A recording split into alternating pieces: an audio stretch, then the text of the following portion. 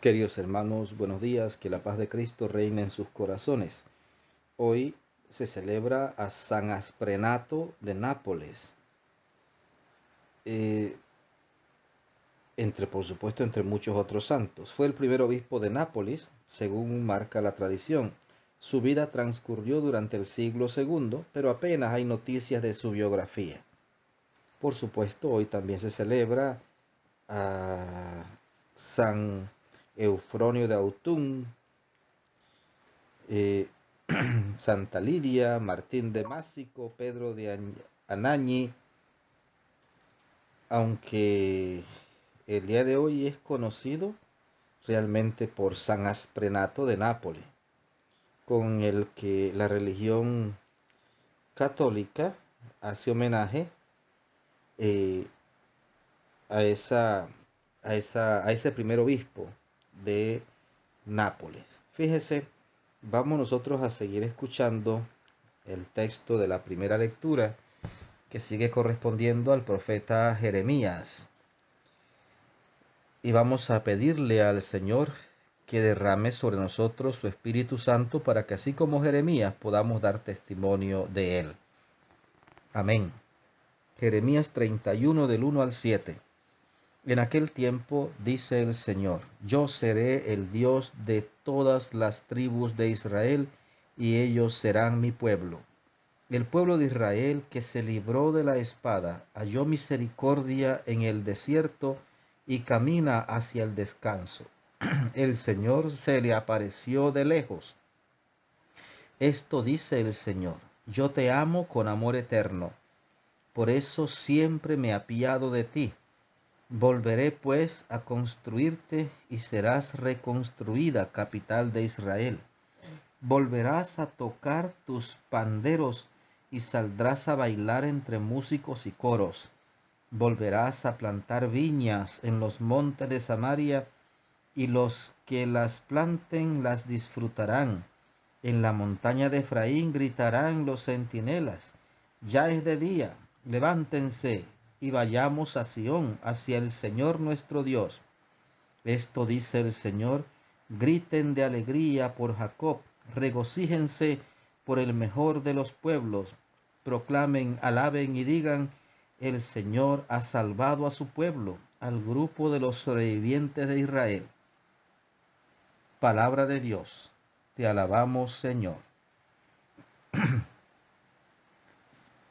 Pues, queridos hermanos, ayer ya iniciábamos estas profecías de Jeremías, perdón, referentes al retorno del pueblo que por sus infidelidades a Dios ha tenido que ir al destierro, a la esclavitud en Babilonia. ¿Por qué fueron a la esclavitud?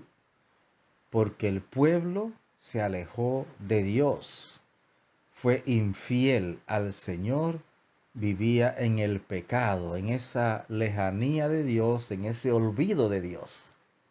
¿Por qué van a regresar? No es porque el pueblo sea bueno, es porque Dios los va a hacer regresar.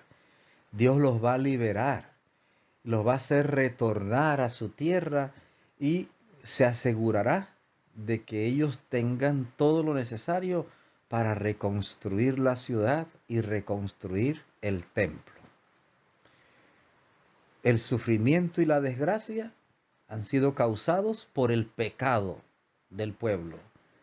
La gloria, la alegría, esos gritos de júbilo de que nos habla el texto, son provocados por la acción de Dios. Eso mismo ocurre en tu vida, querido hermano.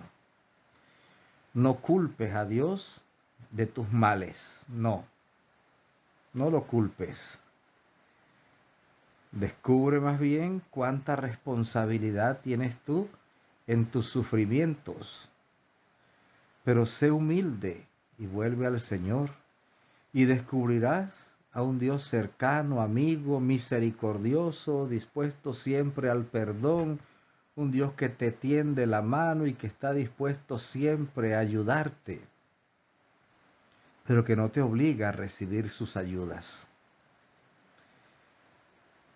Este es nuestro Dios, un Dios que es justo, sí,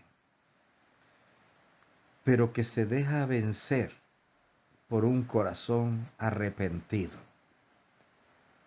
Pregúntate, ¿de qué tienes que arrepentirte? ¿Cuáles son los pecados que hay en tu vida y de los que tienes que arrepentirte?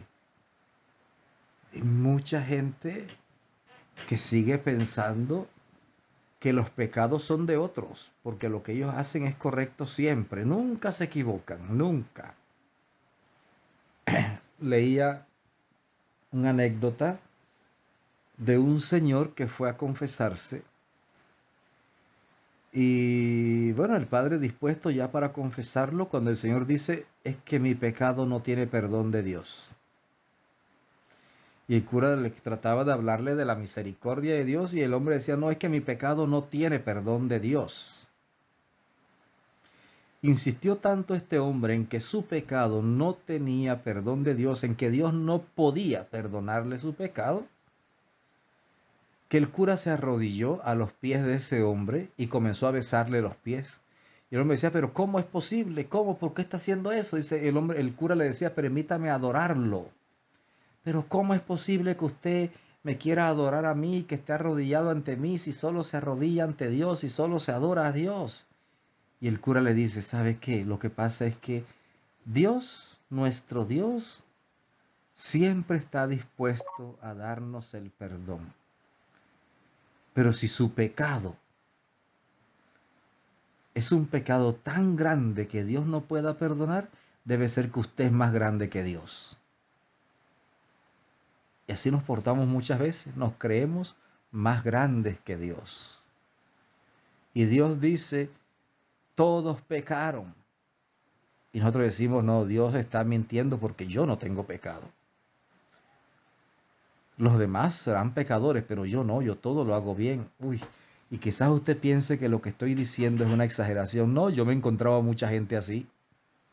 Me he encontrado a mucha gente así y estoy seguro que todos los sacerdotes hemos encontrado personas que se creen por encima del bien y del mal, que se creen que no tienen pecado. Esas son las únicas personas que no están en condiciones de recibir el perdón de Dios. Porque Dios siempre está dispuesto a perdonarnos, pero exige que reconozcamos nuestro pecado y nos arrepintamos. Querido hermano, el Señor está dispuesto a sacarte de tu esclavitud y llenarte de gozo, como lo hizo con el pueblo de Israel. Pero va a depender de ti. Que el Señor, que es rico en misericordia, te bendiga abundantemente, que la Virgen Santísima te acompañe y que tengas un maravilloso día.